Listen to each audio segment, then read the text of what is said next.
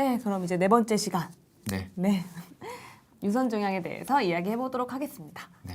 유선종양이라 하면은 좀 사람에서 유방암이라고 생각하면 될까요?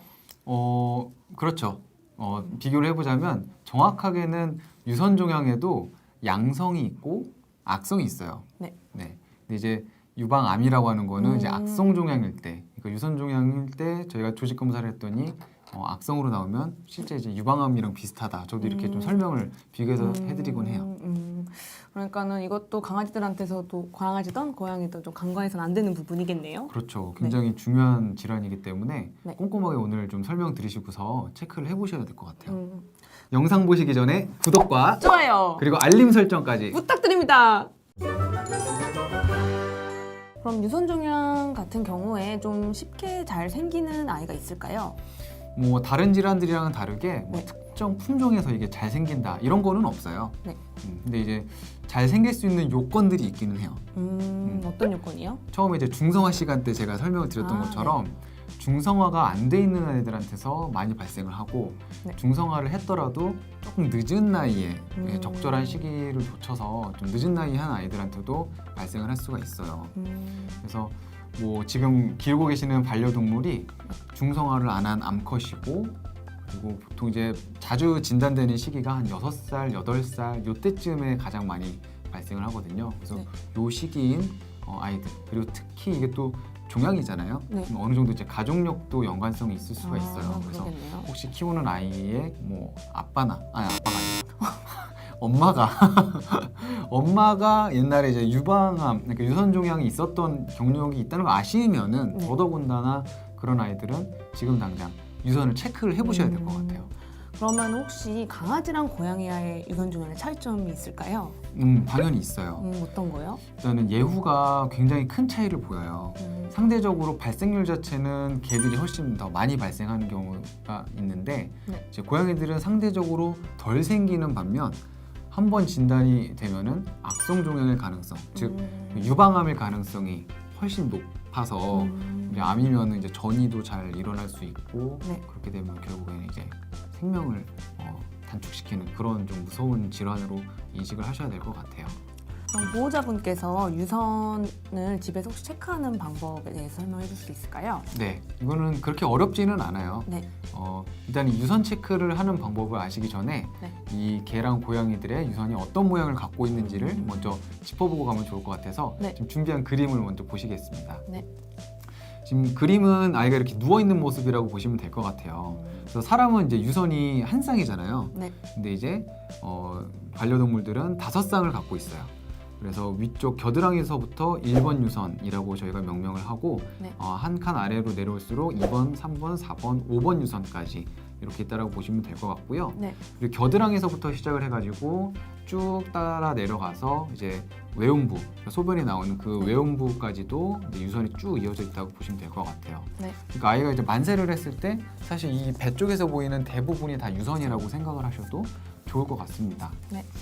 그래서 유선은 혹시 이렇게 직접 만져보신 적 있으세요? 유선? 네. 말랑말랑. 그렇죠. 굉장히 좀 말랑말랑한 그런 이제 텍스처를 갖고 있는 게 특징인데 네. 이 겨드랑이에서부터 이렇게 시작을 해보시는 거예요. 네. 이제 너무 이제 큼직하게 잡는 것보다는 약간 이제 살짝 꼬집꼬집하는 느낌으로 이제 피부와 그 피부 바로 밑에 있는 무언가를 잡는다라는 느낌으로 검사를 하시면 될 것 같아요. 네. 겨드랑이에서부터 해서 이렇게 막 만져보시면서 이 말랑말랑한 느낌이 아닌 어떤 단단한 그런 느낌이 느껴지는 덩어리가 있다. 네. 마치 저희는 이제 검사하다가 그 생각나는 느낌은 뭔가 이 부드러운 거 안에 비비탄이 숨겨져 있는 그런 느낌이 느껴지면은 이제 유선 종양으로 의심을 해볼 수 있을 것 같아요. 그래서 겨드랑이부터 천천히 내려가면서 꼼꼼히 네. 체크를 해주시면은 되고, 그다음에 이제 반대편까지 진행을 해주셔서 유선을 체크를 해주시는 거고, 그 결과 어딘가에 좀 단단하게 만져지는 덩어리가 있다라고 한다면 빨리 이제 병원으로 가셔서 정확한 이제 수의사 선생님의 진단과 계획 이런 거를 들어보셔야겠죠. 그러면은 유선종양이 뭐 작게 발견된다던가 하는 경우에는 그냥 저희가 지켜보는 경우도 있잖아요. 그럼 보호자분들께서 좀 많이 불안하실 것 같아요. 네. 그러면 이렇게 두고 있어도 괜찮은 걸까요? 지켜보자고 말씀드린 경우도 있긴 있어요. 네. 근데 그게 이제 사실 애매해서 그런 거거든요. 뭐가 애매한 거냐면 너무 작아서 네. 네. 근데 이제 요 작은 거를 떼기 위해서 막 이제 마취를 하고 수술을 이제 해야 돼요 이렇게 말씀드리기도 네. 사실은 이제 좀 애매하기 때문에 네. 그렇다고 해서 저희가 이게 악성인지 양성인지 알려면은 세포 검사라는 걸 또 하잖아요. 네. 세포 검사를 하기에도 너무 작은 크기들은 진짜 좀 애매해요. 그럴 경우에는 이제 보호자분께서 집에서 자주자주 체크를 해주시면서 좀 지켜보는 것도 방법이다라고 말씀을 드려요. 근데 이제 그렇게 지켜보시는 와중에 굉장히 좀 빠른 시간 안에 이렇게 커지는 게 확인이 되시거나 네. 주변으로 뭐 발적이 있다든지 그런 것들이 확인되시면은 빨리 병원 오셔서 그때는 정말 수술을 결정을 하시는 게 필요하겠죠. 그러면은 그런 경우에 수술이 지시되는데 그럼 수술이 진행되는 과정은 어떻게 돼요? 수술은 말 그대로 이 유선 종양을 몸에서 없애는 게 중요한데 이 수술 방법을 정하는데도 원칙이 있어요. 원칙이요? 네, 그 원칙에 따라서 어떤 식으로 수술을 할 것이냐를 결정을 하게 될 텐데 네. 제일 중요한 것이 첫 번째로 얼마만큼 크기가 있느냐, 크기, 네. 그다음에 몇 개가 있느냐, 개수, 그다음에 어디에 있느냐, 위치, 요 세 가지를 저희가 보고서 그냥 그 부분만 딱 제거를 해낼지 네. 아니면은 그 주변을 포함한 정상 유선까지 같이 제거를 해낼지 그거를 이제 결정을 하게 되는 거예요. 네. 그래서 보통 일반적인 원칙을 말씀을 드리면 1번부터 3번 유선이 같이 전이가 일어날 수 있는 네. 그 구역으로 저희가 본다라고 말씀을 드렸고 네. 그다음에 3, 4, 5번도 역시 같이 묶어서 볼 수 있다라고 했는데 네. 그래서 이 위치가 굉장히 관건이 될 수가 있어요. 예를 들어서 5mm 이하의 굉장히 작은 유선 종양이 한 개만 딱 발견이 됐다라고 한다면 굉장히 작은 그런 유선 종양들은 그 부분만 피부 절개를 해서 유선 종양을 제거한 다음에 봉합하는 굉장히 간단한 식으로 수술이 마무리될 수가 있겠어요. 네. 그리고 또 이제 크기와 관련해서 이게 만약에 3cm 굉장히 큰 그런 종양이 있게 되는 경우에는 사실은 그 정도까지 덩치가 커졌으면 악성 종양의 가능성이 저희가 좀 더 있다라고 생각을 해야 될 것 같아요. 그래서 주변으로 전이가 됐을 가능성까지 감안을 해서 그 종양이 있는 위치의 유선을 포함한 그리고 그 유선에서 전이가 될 수 있는 가능성이 있는 애들까지 포함해서 이제 부분 적출을 해내는 그런 식으로 수술을 결정을 할 수도 있겠죠. 네. 그럼 만약에 수술할 때 좀 애매한 경우가 있으면은 네. 조금 넉넉하게 제거하는 게 좋을까요? 그거는 이제 뭐 수의사들마다 약간 네. 견해 차이는 있겠지만 네. 저는 개인적으로 보호자분께서 최대한 좀 유선을 남겨주세요 뭐 이런 의견이 있으신 게 아니면은 좀 넓게 제거를 해서 네. 어차피 이미 유선 종양이 발생했다라는 거는 남아있는 유선에서도 언제든지 생길 수 있는 가능성이 있다는 걸 내포하는 거거든요. 네. 그래서 조금 더 그러니까 애매한 경우라는 건 이런 거예요. 여기 있어서 요만큼 제거하면 사실 유선이 요만큼 남게 되는데 요거 조금 더 살리자고 그냥 그렇게 원칙대로 하느니 그냥 차라리 아예 다 전체를 제거를 해서 네. 완전히 그냥 유선 종양에서부터 좀 자유로워지는 뭐 이런 경우라든지 네. 그런 경우에 좀 더 이렇게 좀 여유 있게 제거를 하는 것도 방법이 되겠죠. 그래서 그래서 이런 원칙들을 지금 제가 말씀을 드렸는데 네. 사실은 말로만 말씀드리면은 좀 뭔 말이야 이러실 수도 있을 것 같아서 제가 이제 예시를 한번 좀 준비를 해봤어요. 제가 네. 용희 쌤한테 한번 질문을 해볼게요. 네. 지금 제가 유선에다가 빨간색으로 네. 유선 종양을 이렇게 표시를 해놨거든요. 네. 지금 한번 위치랑 크기랑 그런 것들을 좀 말로 표현을 해드리면 일단은 왼쪽 3번 유선에 네. 인접해서 지금 있죠. 네. 저 정도 사이즈는 제가 이제 5mm 이하라고 생각해서 그린 거예요. 네. 어떻게 수술을 하실 것 같아요? 5mm 이하 네. 저기 단독이면은 저 부분만 뗀다. 정답이에요. 네. 저기 피부 그 위에서 살짝 절개를 한 다음에 네. 저 부분만 이제 종양을 제거를 해내서 네. 이제 봉합을 하게 되겠고요. 네. 근데 이제 저런 경우임에도 불구하고 저 3번 유선을 포함해서 절제를 다 해야 되는 경우에는 어떤 게 있냐면은 네. 그 이제 젖꼭지랑 너무 인접해서 있는 경우에는 네 그냥 그 유선을 전체를 다 제거를 해내는 게 좀 더 이제 적합한 방법이라고 할 수 있어요. 네. 자 그럼 그 다음으로 크기를 제가 좀 바꿔봤는데 네.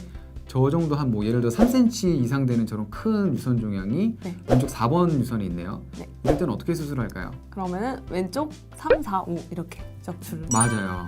굉장히 이제 큰 종양이기 때문에 주변으로 전이됐을 가능성을 저희가 감안을 해야 되는 거예요. 말씀드렸던 것처럼 3번부터 5번까지는 서로 이제 연계가 되어 있기 때문에 전이가 잘 일어나는 부분이라고 말씀을 드렸죠. 네. 그래서 4번에 있다고 해서 4번 유선만 제거할 게 아니라 3번, 4번, 5번을 포함한 전반적인 이제 부분 적출술을 진행을 하게 될 거고요. 네.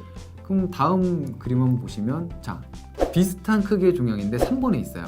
그러면은 3번은 그러면 좌측을 다 드러낼 것 같아요. 네 맞아요. 그게 맞네. 이제 왼쪽 편측 전적출이라고 하는 방법인데 말씀드렸던 것처럼 3번 유선은 네. 모두 다 그런 건 아니지만 아이들이 간혹 어떤 아이들은 1, 2번과도 연결이 돼 있는 경우들이 있어요. 네. 그래서 3번 같이 저런 이제 위쪽과 또는 아래쪽과도 연결이 다 있을 수 있는 가능성이 있는 부분에서는 네. 저렇게 큰 종양이 있을 때는 비록 3번 유선 한 군데에만 있지만 1, 2, 3, 4, 5번 왼쪽 편측 전적출 수술을 하시는 게 올바른 수술 방법이다라고 할 수 있을 것 같아요. 네.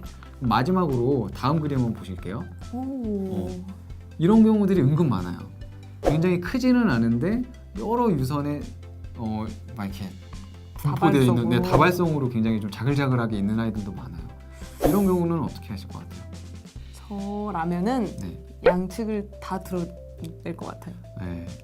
이렇게 짜고 한 것처럼 너무 네. 다 정답만 말씀하시는데 센스가 있나 봅니다. 맞아요. 저렇게 비록 작지만 저거를 뭐 하나하나 절개해서 제거하고 하는 것도 뭐 물론 방법이 될 수 있을 것 같아요. 그게 정말 다 작은 아이들이라면. 근데 이제 그런 것보다 저렇게 다발성으로 생겼다라는 거는 남아있는 유선에서도 지금 아직 저희가 확인은 안 되지만 네. 얼마든지 나중에 다시 커질 수 있는 종양들이 있을 가능성이 많다라고 봐야 돼요.